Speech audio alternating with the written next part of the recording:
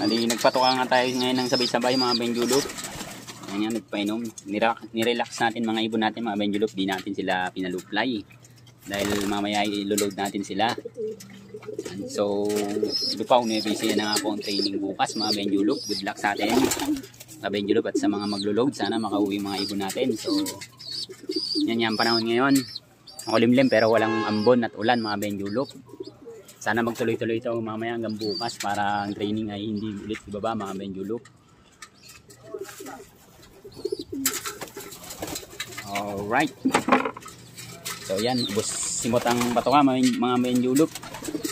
Sa loob natin nilagay.